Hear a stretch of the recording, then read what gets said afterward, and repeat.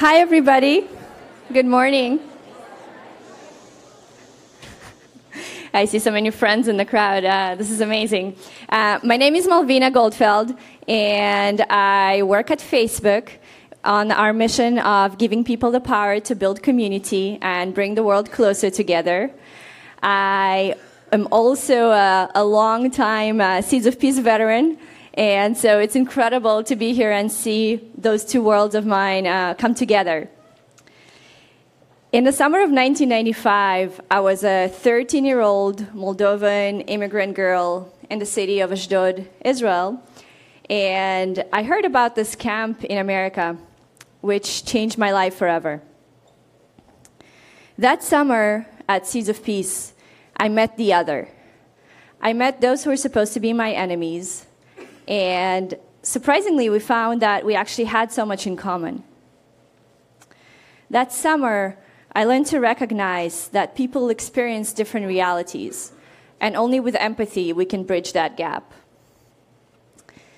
That summer, I also discovered a new, bigger version of myself when I realized that I could have an impact on our reality and the world that surrounds me. I was filled with hope for a better future, and we all felt that it was just around the corner. I think, unfortunately, subsequent generations in Israel and Palestine were robbed of this hope by our leadership. But Seeds of Peace continue giving us all that power to know that we can change the reality around us from the ground up.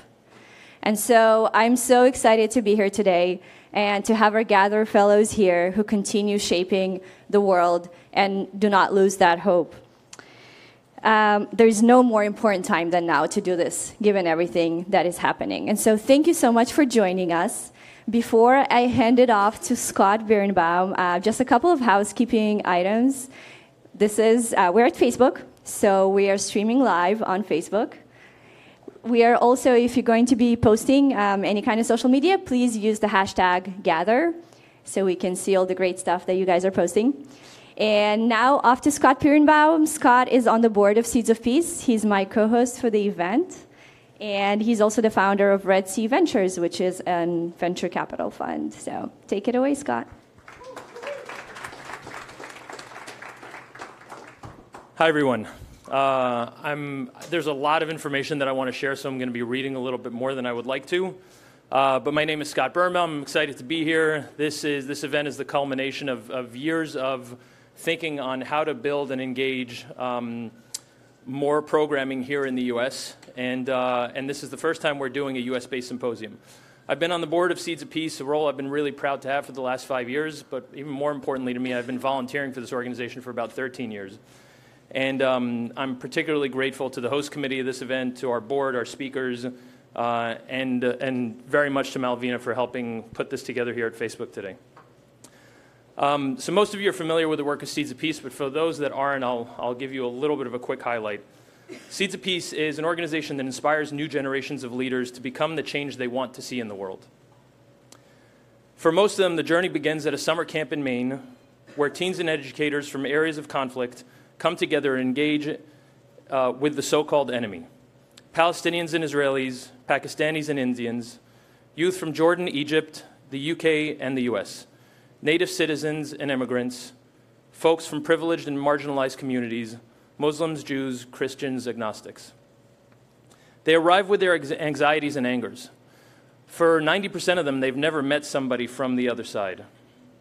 And then we sit them down and we try to help them understand how to tell their own story. We try to help them learn that being vulnerable can actually be a catalyst for change. And we try to teach them and help them listen and understand that truth is actually complicated. We ask them to trust each other in conversation, but also physically through challenges. Those challenges include rock climbing, where they secure each other. We ask them to row in the same boat and play on the same team on a field. And we help them learn about winning together, but we also have them experience losing together. And as our seeds form these relationships, they build trust, respect, and empathy, an idea of what could be. When they return, we make sure that they can continue to grow as leaders for change. Our local teams produce over 100 events designed to help them develop as leaders. 100 events a year, that is. These events include dialogue facilitation training, multi-narrative tours of conflict areas, capacity building workshops, mediation, negotiation seminars, and the list goes on. And we designed these programs along with cutting-edge leaders in academia, including Stanford, Harvard, Brown, and the University of Chicago. Change work is lonely work. It's not for quitters. And these seeds are not quitters, if you've ever met any of them. And they also have each other's backs. More than 90% of our seeds have said that they formed long-standing relationships across borders based on the program developed at Seeds of Peace. So for those of you in the room, it's important for you to know there are over 7,000 of them that have each other's backs, and this is rare to see a group of people who are that connected to each other. And if I had 7,000 people that had my back, I think it'd be in a much stronger position. But what happens with these alumni as they become young professionals and begin to gain influence in their societies is they start companies, nonprofits. They make inroads in a wide range of fields, and our program influences their values and the decisions that they make. Over 200 graduates currently hold or strive for political office. Nearly 1,200 Seeds are driving change through their careers in business, philanthropy, and journalism. And Seeds are lead correspondents for the New York Times, the Wall Street Journal, for their news anchors on Israeli and Palestinian TV. They're diplomats around the world. They're nonprofit founders, leading artists, and senior advisors to members of the Israeli and Palestinian political leadership. It's an incredibly powerful network, and one that we're proud to have helped stand up. Transforming conflict is a tall order, so the mutual support is really key for their individual successes. And we're probably the only place in the world where people from both sides of the conflict in the Middle East and South Asia engage in design thinking to find new solutions to old problems. And that's really what Gather was designed to be from the beginning. This group works to support our growing Seeds and welcoming new talent into the community of Seeds of Peace, a community beyond borders and boundaries. It's an inclusive, impact-driven program sitting at the crossroads of social innovation and conflict transformation. Today, we want to ask 3 questions. First, what role does media play in reporting on conflict? 2, how can the private sector support social entrepreneurs in ways in which they need in order to provide infrastructure of peace? And then lastly, who else is needed in driving this change? We hope that today will pique your interest, expand your thinking, and illuminate ways for you to get involved with Seeds of Peace and the nearly 7,000 graduates of our program. Again, on another housekeeping note, we'll try to keep this moving briskly because we have a lot of great speakers, and we'll take questions, but there's also a luncheon immediately after this event, which we hope you'll join. With that, I'll kick it off by welcoming our first moderator to the stage. Ali Velshi is the business anchor and senior correspondent at MSNBC. He's been a longtime friend of Seeds of Peace and a previous board member, and I'm thrilled to see him back with us this morning to moderate an important conversation about media journalism and how it can shape more of an impactful story about working in conflict regions. I hope you enjoy your morning. Thank you very much for coming. Ali.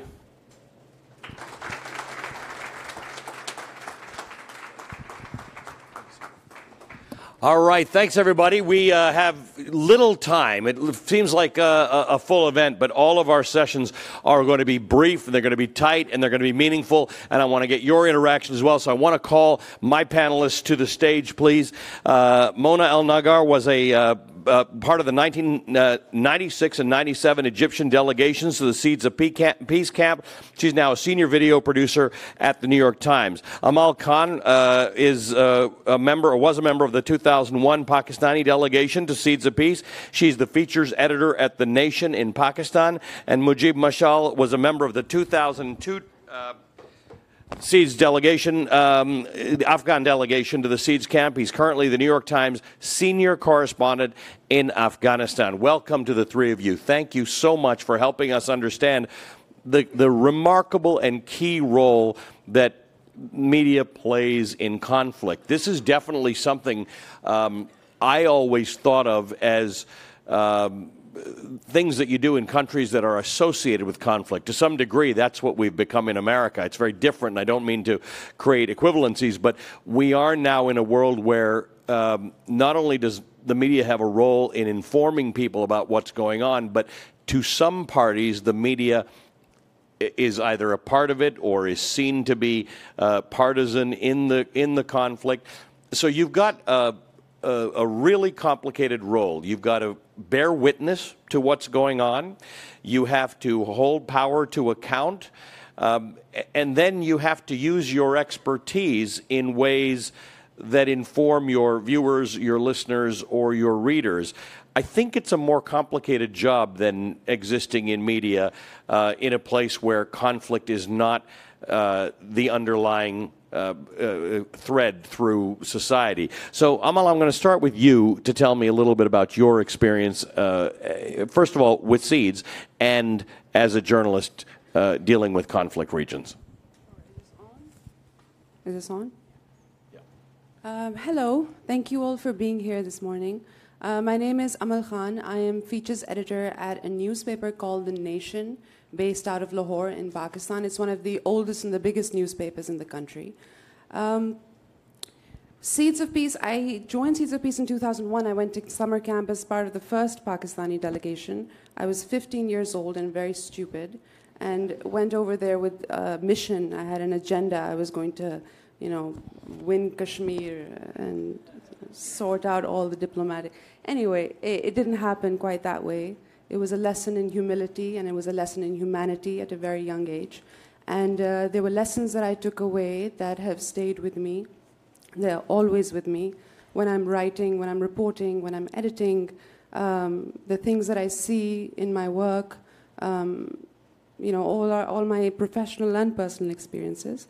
As a journalist, I think it has taught me, most of all, Seed's experience has taught me not to lose my humanity, and to write in a way that the people that I'm reporting on don't lose theirs either.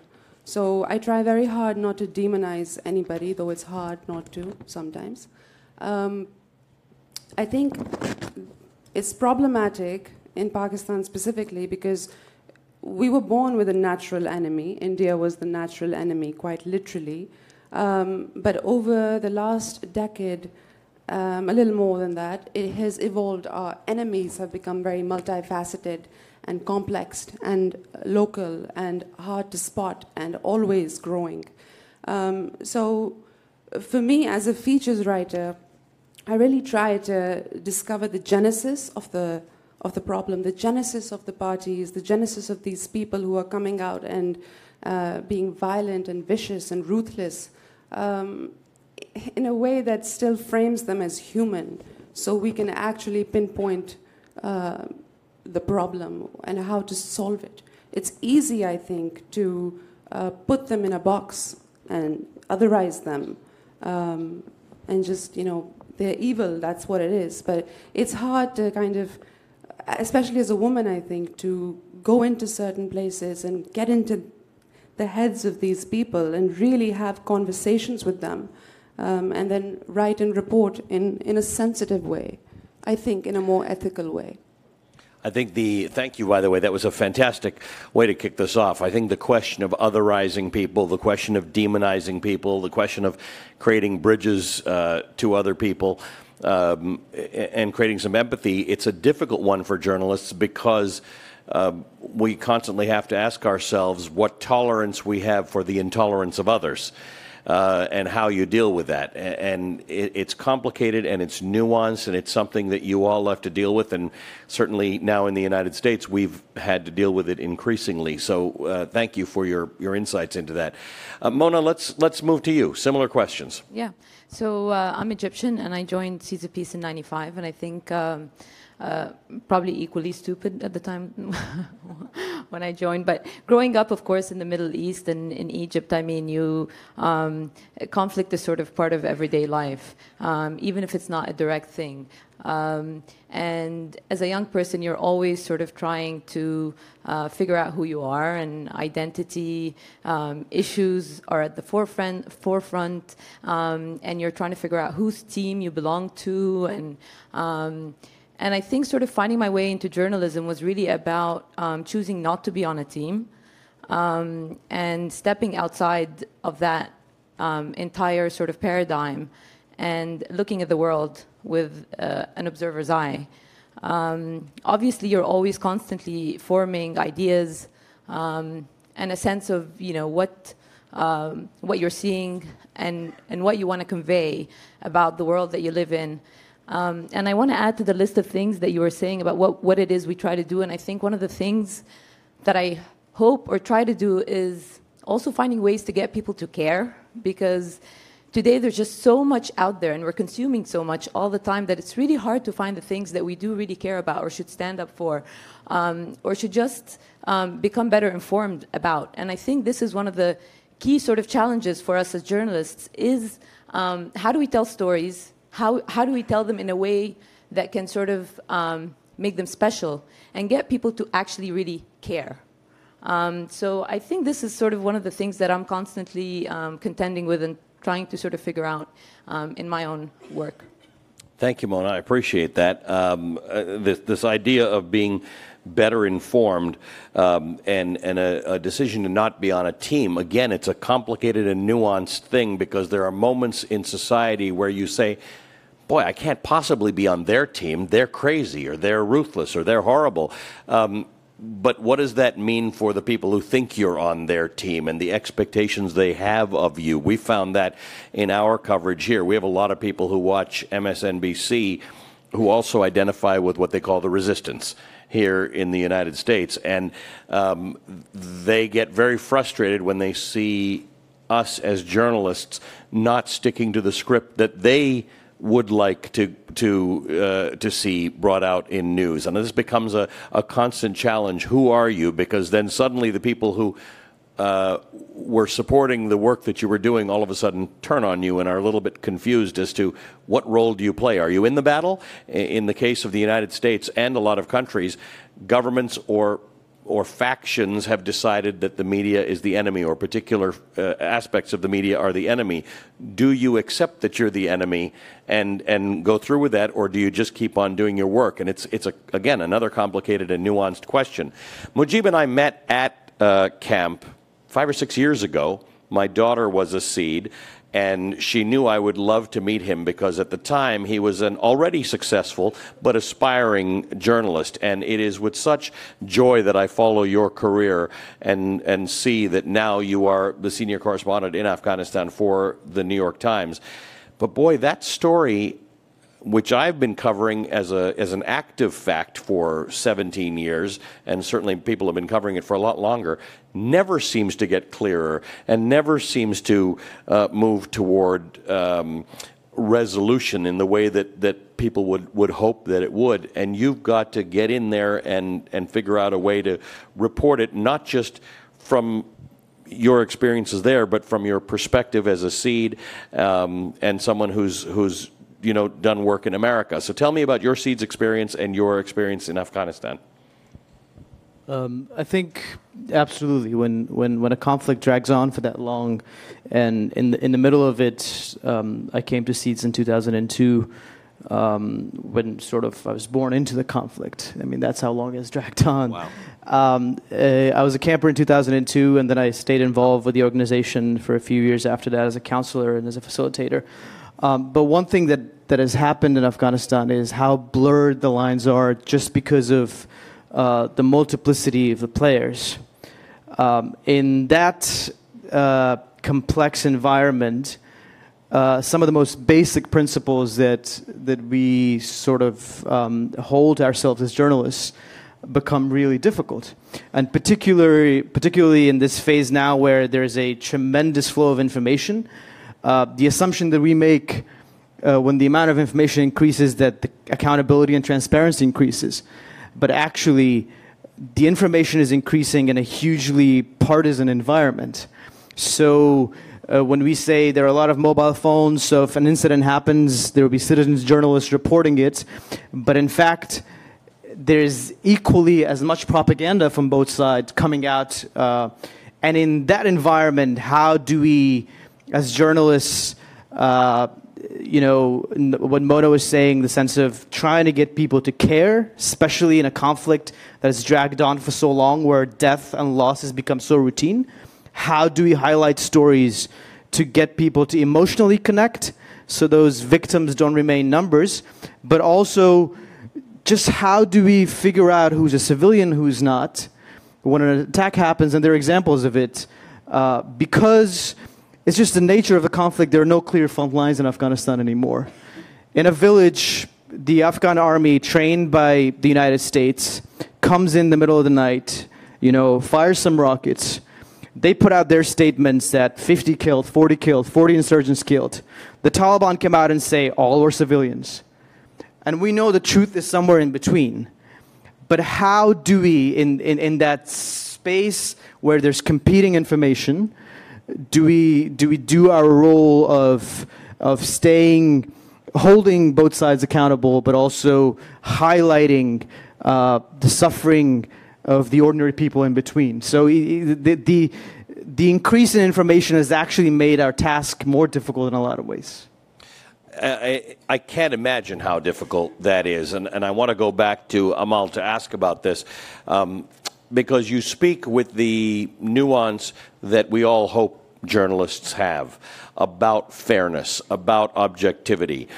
How do you deal with, I'm only starting to experience this now after a quarter century in this profession, how do you deal with the idea that some of your readers don't want that nuance? In their minds, they're very clear who the other is. They're very clear about their otherness. They are clear about the fact that they don't wish for you to empathize with someone else, and that in doing so, you normalize them. That is an accusation journalists who try to bring objectivity to the table in conflict zones often get, including here, that anything you do to make the other side, to understand their humanity and their motivation and their genesis, the word you used, normalizes them. Well, I mean, that's a challenge of the job, I think. How do I deal with that? You just deal with it. People, they accuse you and they criticize you, and especially in Pakistan, I don't know what it's like in Egypt and Afghanistan, but it's a new trend. There are these systematic campaigns on Twitter where they malign journalists for anything, basically. And these campaigns are coming from various agencies, but sometimes also from groups on the ground. And they're terrible, and they're vicious, and sometimes they're literally open calls to murder. And we're just doing our job, So I suppose, I mean, when you think about it, you can kind of glamorize it, and you can imagine, this fearless group of journalists sitting in, their offices in Kabul or Lahore, and, typing on, and this is our little, crusade. But it's not really like that. It's just a job. Every day we go out, we report. Some of the stories are horrific, and some of the stories are normal. They're about politicians shaking hands on the front page of the newspaper. But obviously the criticism, it comes along with it. It's not always there, but it's mostly there. And you just kind of laugh it off, really. Humor goes a long way, I feel, in all of this. And we're all in this together, and we all know about that. So, we have a very strong journalist community. We support each other, especially for a local newspaper. It's different. We don't really have that much, safety rules are a little bit shaky. So we just have to, have each other's backs and be each other's, cheerleaders and support. Yeah. That's what it is. Mona, and by the way, I'm going to invite people to go to the two mics over there because in a couple minutes I want to get your questions for the journalists. So if you want to go, if you've got a question you want to discuss, you want to have answered, please go there. I will ask that let's keep it tight because we've got a short amount of time here, and I really want to get as much out of these folks as possible. Mona, how do you think about whether journalists, what line you draw as a journalist when dealing with social issues and political issues in terms of being labeled or identified with a crusade or a mission or a group that wants to achieve something? How do you think about this, including journalists who are accused by partisans or government agencies as being on one side of an issue? What are you supposed to do? If somebody says you're in a battle, Do you have to join that battle? Well, absolutely not. But that's an interesting question. I suppose the way I do it is kind of the way we do it, is ask questions, and a lot of questions over and over and over. You just don't, you're sort of skeptical all the time about everyone, about every single narrative. And I think a lot of it is just about intent and you know, a true desire to figure things out for yourself. And through your own understanding, you are also conveying some of that through the stories that you tell, that you write, that you show. And so I guess a piece of it is to make an effort to definitely not get sort of drawn into something. But I think, I mean, as far as I see myself, I do sort of see myself outside of that, like completely immune. You know, I remember sort of being on the streets in Cairo during the, when the revolution erupted in 2011, and it was sort of, I mean, it was the most incredible thing to witness as an Egyptian, but in some ways as a human being, just the sheer force of the numbers and the people being out there sort of with this common cry. And anyways, towards the end of the year, I moved to New York. I went to grad school at NYU, and I was sitting, attending this panel that was about the coverage of 9/11 here in the States. And as the journalists were describing their experience covering this kind of crazy and incredible and just, you know, moment, you know, for them as journalists, I started sweating. I started getting really nervous. And it was the first time that I realized that I had witnessed the Arab Spring not only as a journalist, but as an Egyptian. And I was only then starting to kind of process what that felt like. Because in some ways, throughout the whole time, I had kept such sort of a barrier, a distance, an emotional distance, really.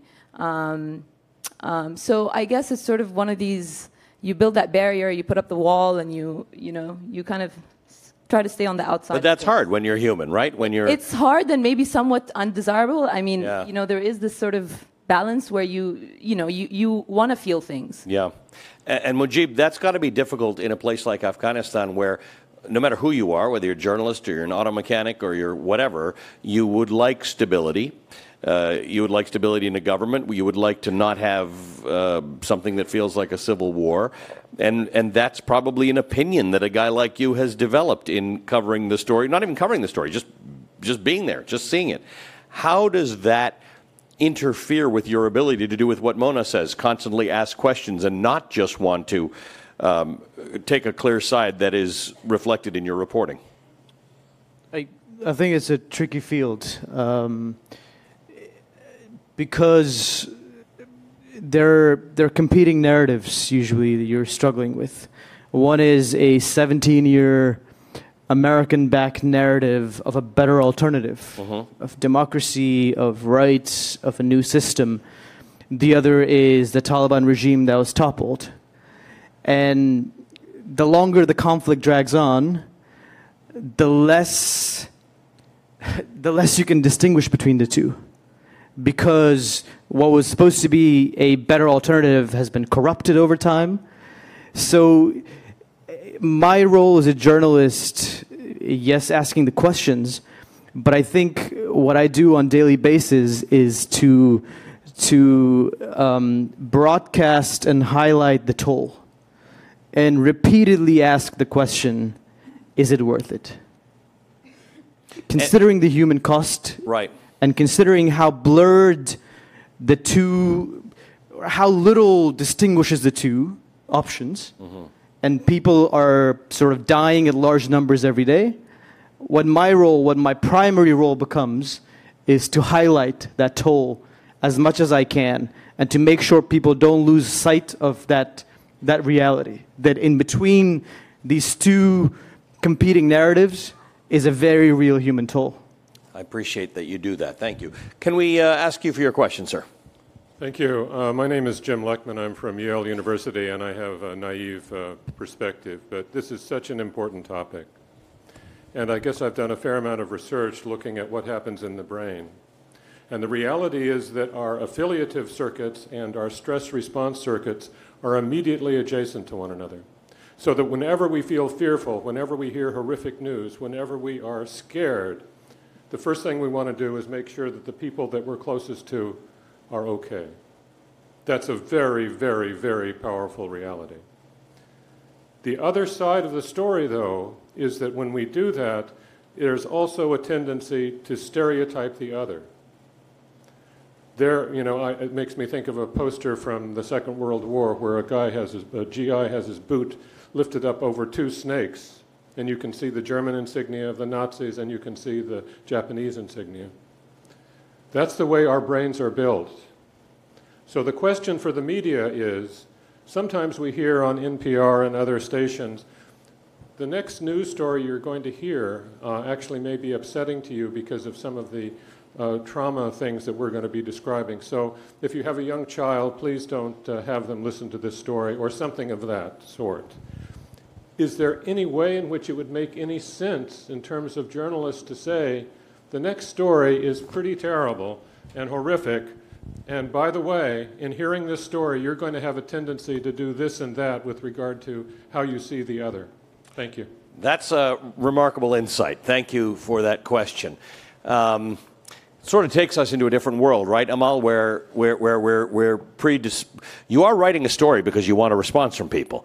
Telling them what that response might be might get you into some trouble, but it's interesting, right, that to be able to say, I know you're going to think this, but take the time to read through it and understand what I'm really trying to convey to you. It is. That's a very interesting question, actually. And I think, even in Pakistan, I do feel that our readership is maturing. They're less likely to, respond in an immediate and negative manner to some of the stories that we're putting out there. I've seen this over the years. And I think social media has a little bit to do with that because, you're constantly debating, whether it's on Facebook or Twitter. So there's a little bit more openness generally to different opinions. But, what you speak about, I think there is an inherent incoherency right now, especially at least in our conflict, about who these people are, where did they come from. And we're still trying to get the facts right, if I'm honest with you. There's such a black hole of information, especially near the Afghan border and in Balochistan, that at this point we're really trying to focus on what really the honest truth is around here. As Mujib already pointed out, there are competing narratives all the time. And in Pakistan specifically, we are being fed a narrative. They're using media as a military strategy. And so we have to be especially careful to weed out the facts. So yes, that would be very interesting to do in the future. But at this point, I think just doing our job, baseline job, is hard enough as it is. Yeah, no, it's a really interesting question. You guys have a comment on that, or you want me to go to the next question? Go ahead, sir.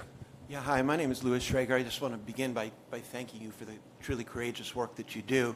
I'm just wondering, given the increasingly problematic relationship between the White House and the press in this country, with the whole fake news attacks and all those issues, to what extent, if at all, does that relationship, do those changes affect the work that you're trying to do? So I'll just tell you a little story. You all heard there was a little controversy at the White House Correspondents' Dinner. After the dinner, we got out of the room very quickly because I was at the table with the president of MSNBC, and he had a car that was going. We take shuttle buses, between the hotel and the party location, and ours was the big party. The NBC party was the one that everybody came to afterwards. So, and we had decided to hold the party outdoors. But it was unusually cold and rainy that night. So we had a tent. It was supposed to be this big garden, but there was one tent. And when we got there, everybody rushed to the tent.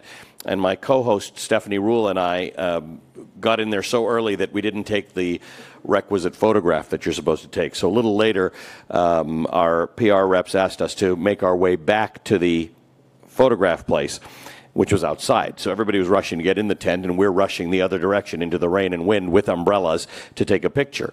And as we got to the place where the photograph was being taken, Sarah Huckabee Sanders was approaching. So it was our party. We were hosting it. We invited her into the party. We snapped the photograph. And I think we had a boycott of our show for the next few days because the photograph, we gave all our photographs to the press because It's a public event, media organization. We just handed them over. People published them. We even put them out on Twitter. And people really thought that was remarkable, that we would take a photograph with what a lot of people think of as the enemy.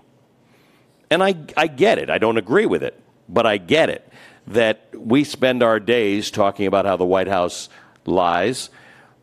We use that term. I've never used it before this administration.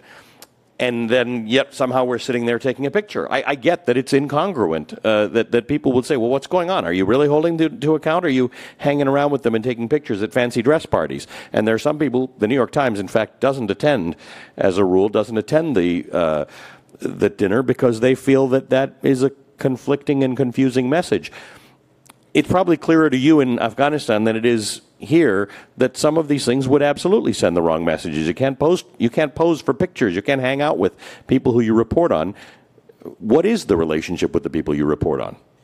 I would just like to say that the rhetoric that is directed at the media, sort of the relationship between the media and the White House right now, it doesn't stay limited to the U.S.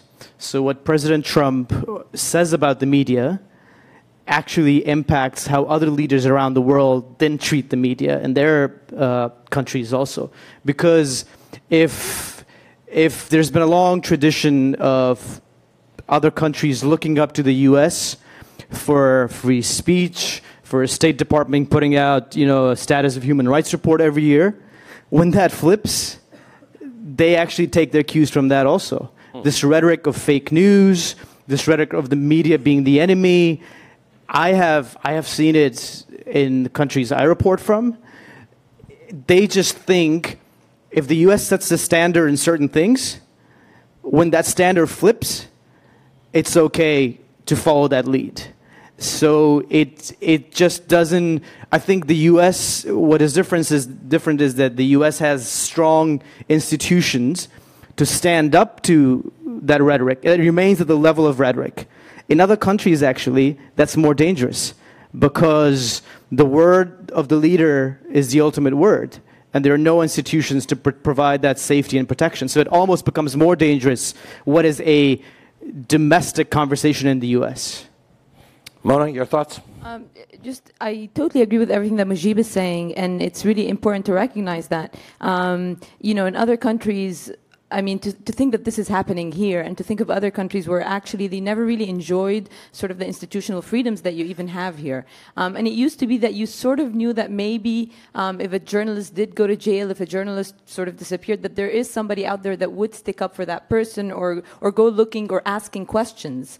And now it does feel like it's just a less protected environment. And it's a lot harder for people to do their job as a result of the rhetoric that you're seeing here. And as a brief example of that, I think it was David Kirkpatrick who wrote, did an investigative piece out of Egypt and revealed some things that the government was doing, and I think it was in the Egyptian press, sort of their own way of poking holes into the reporting. They said, well, the New York Times, who believes the New York Times? Even Trump calls them liars. So it was sort of the irony of the Egyptian official press actually quoting Trump, to poke holes in the reporting of the Times journalist.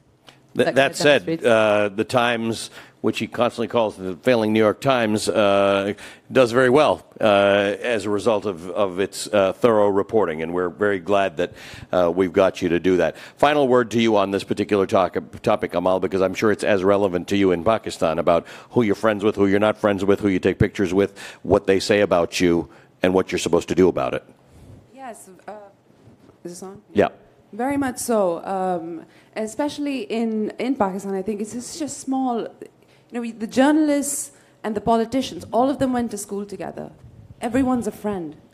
Some of the politicians were journalists. So it's I think even more interesting. And you speak to some of the the senior journalists in the country. They're kind of in a dilemma. These are their buddies. Many of them. But you kind of stick to the job and you just do what you have to do. Yeah, it's a good question. Your questions were great. Thank you for that. We're out of time. This is as fast as this goes. So I want to thank our great panelists. Thank you for the work that you do, for continuing to do it. And please just keep holding that flag, and remember to take those lessons that you learned at camp and keep on living them. It looks like you really do. So thank you to all of you. Congratulations. I'm proud to have you as colleagues.